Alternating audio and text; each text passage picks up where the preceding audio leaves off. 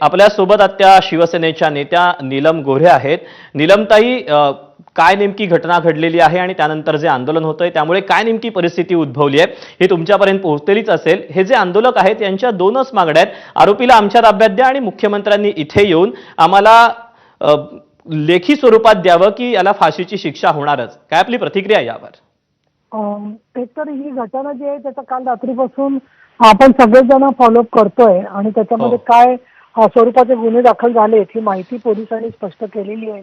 त्याच्या पूर्वी पण अनेक केसेस अशा मला हाताळलेल्या आहेत मी, अतिशय दुःखद अशा, आणि त्याच्यामध्ये एका केसमध्ये 1.5 महिन्यात कन्व्हिक्शन होऊन फाशीची शिक्षा झाली होती, अशी सुद्धा उदाहरणं बऱ्याच ठिकाणी आहेत।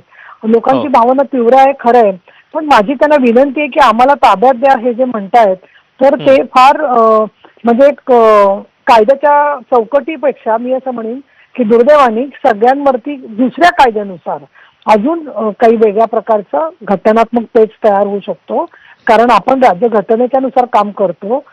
कायद्यानुसार सुद्धा त्याला फाशीची शिक्षाच होऊ शकते असं अनेक उदाहरणात दिसलेलं आहे।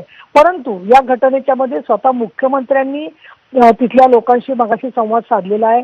त्याच्यानंतर एकनाथजी शिंदे यांनी मगाशी कोणी एक देशपांडे म्हणून त्यांचे नातेवाईक आहेत त्यांच्या मार्फत कुटुंबियांनाही सगळ्यांना सांगितलेलं आहे, आणि असं जाहीररित्या मी म्हणणं योग्य नाहीये, परंतु तरीही मला सांगावंसं वाटतं की बदलापूर घटनेमध्ये एन्काउंटर झाला, तो बरोबर चूक याच्यावर कोर्ट काय तर विचार करतंय।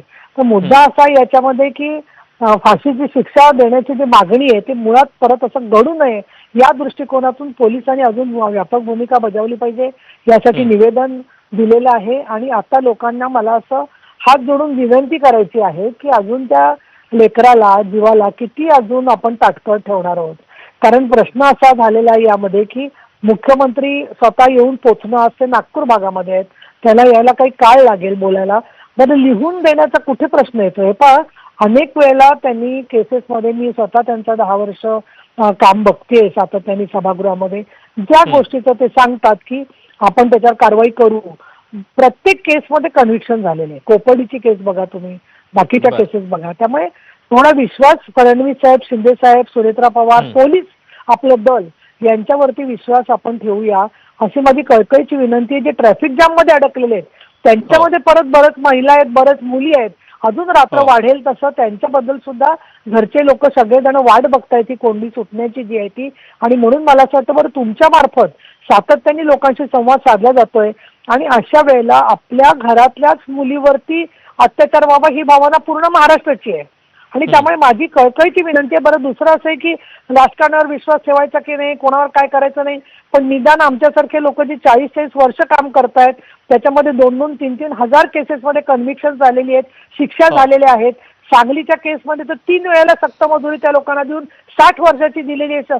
कोठेवाडीच्या केसमध्ये सुद्धा शिक्षा झालेल्या आहेत, आरोपी जे आहेत ते मरेपर्यंत त्यांना शिक्षा चालून आजही जामीन चालू आहे। कल्पना गिरीच्या केसमध्ये शिक्षा झालेली आहे, त्यामुळे कुठल्याच केसमध्ये होत नाही।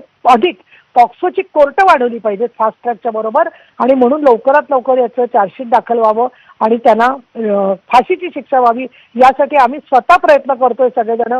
त्यामुळे मला असं वाटतं की कुठे ना कुठे काही वेळेला लोकांच्या भावनेचा एखादा तुरळक समाजकंटक येतो आणि कुठेतरी त्याच्यामधून अजून चुकीच्या गोष्टी होतात, तर त्या 9 वाजत आलेले आहेत, तर त्यांनी कुठेतरी हा मागे घ्यावा।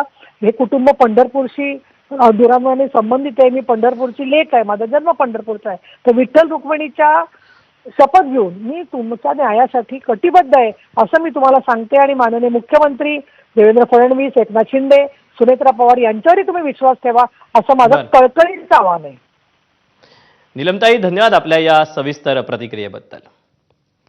तेव्हा नसरापुरात मृत चिमुकलीचे जे नातेवाईक आहेत ते आक्रमक झालेले आहेत, त्यांनी आंदोलन पुकारलेले आहे आणि यामुळे आता पुण्यामध्ये अभूतपूर्व अशी वाहतूक कोंडी झालेली पाहायला मिळते। या सगळ्यातून आता काय नेमका मध्यस्थी होतीये हे पाहणं देखील महत्त्वाचं ठरणार आहे। आणि या बातम्यांसोबतच या बुलेटिनमध्ये वेळ झाली इथेच थांबायची। ब्रेक नंतर माझा कट्टा पाहत राहा एबीपी माझा।